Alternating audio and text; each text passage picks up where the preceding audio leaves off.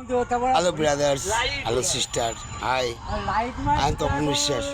মাঠে আসলাম, মাঠে সব গোছগাছ হয়ে গেছে, কিন্তু মানে এতে এই যে একটা অনুষ্ঠান হলো, লালন হলো, মহোৎসব হলো, কত কিছু হলো, কিন্তু 5-7 বছর আগে যেটা হয়েছিল সেটা আর এখানে হচ্ছে না, আর হবে বলেও মনে হচ্ছে না।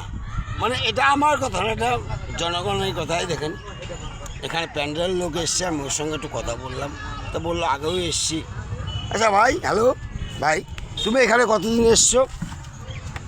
তুমি এখানে কতদিন এসছো? 1 বছর। মানে আগের থেকে ডেভেলপ কিছু বোঝা যাচ্ছে? না। মানে খারাপটাই বেশি, তাই তো? হ্যাঁ। বা ভেরি গুড। তুমি কবে এসছো ভাই? মানে এখানে পজিশন কি বুঝলে? মানে আগে কতদিন ছিলে, এবারে কতদিন পরে চলে যাচ্ছ?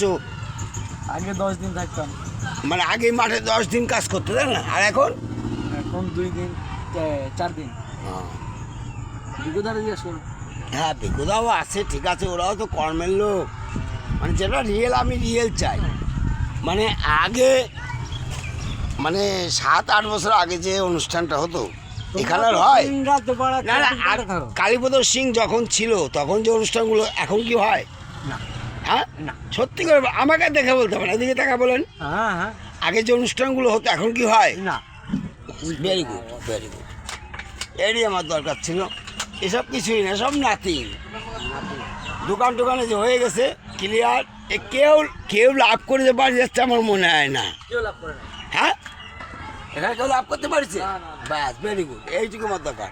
লাইট। হ্যাঁ, আর লাস্ট টাইম মনে হয় আর চলবেও না। কেন না, একটা অনুষ্ঠান চালাতে গেলে আমার মেয়ের বিয়ে 20 লাখ টাকা আমি দিয়ে দেবো, কিন্তু 20 লাখ টাকা খরচা করাও সেটাও একটা ব্রেনের দরকার। অত সহজ নাকি? হ্যাঁ, চলবে না, কিছুই হবে না। পাবলিক বলছে বাংলা রিক্সাওয়ালা এভরিথিং সবাই খালি খালি যে ক্লিয়ার সব খুলে, হ্যাঁ, সব পাকা। ওই যে নাগরদোলা। হ্যাঁ, সব। আমি ওনাদের গেলাম না, ওনাদের গেলে আমার দুঃখ লাগবে, কারণ এত বড় সিস্টেম চলতেছে, তার কোনো বাড়াও কোনো ইনকাম হয়নি। ওই যে, আর ধীরে ধীরে এই অনুষ্ঠান হবে বলেও আমার মনে হয় না, কেন এত রাজনীতির লোক ঢুকে গেলে, বুঝছেন ভাই।